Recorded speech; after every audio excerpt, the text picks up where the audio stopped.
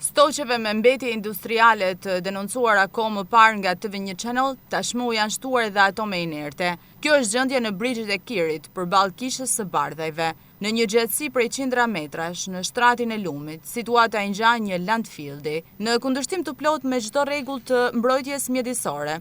Këtu janë hedhur dhe vazhdojnë të hidhen, krahas mbetjeve industriale edhe inertet, një situatë që dëshmohet qartë edhe nga pamjet filmike. Ato janë transportuar këtu me mjete të ndryshme, pasi edhe rruga që do çon deri te vendi i shkarkimit është tashmë hapur dhe lehtësisht e aksesueshme. Bëhet fjalë kryesisht për mbetje plastike dhe lëkure, me bojëra të ndryshme, të ndaluar rrepsisht për t'u depozituar, jo vetëm në shtratin e lumeve apo pranë ujrave, por as në sipërfaqe të hapura, për shkak të ndotjes së rënd që shkaktojnë. Krahas tyre tani edhe inertet. Siç e kemi theksuar edhe në kronikat e mëparshme për këtë gjendje, duket se kjo rrezikshmëri është harruar dhe mbetjet vazhdojnë të hidhen këtu pas një shqetësim, duke krijuar stoqe në shtratin e Lumit, të cilat më vonë do të merren nga rrjedha e ujit dhe do të përfundojnë në urën e Baçallekut dhe në lumin Buna. Kjo është një situatë alarmante, me shkelje flagrante të ligjeve për mbrojtjen e mjedisit, ndërkohë që mbrojtja mjedisore në Shkodër ka qenë dhe vazhdon të jetë inekzistente përballë vatrave të tilla. Kjo provohet nga pamje të tilla të stoqeve me mbetje industriale dhe nga prania e madhe e mbeturinave dhe inerteve,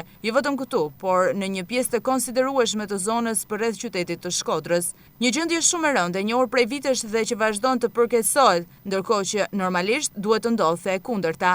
Faktikisht përballë saj vetëm heshtje, asgjë më shumë deri më sot, një qëndrim thellësisht i pajustifikueshëm.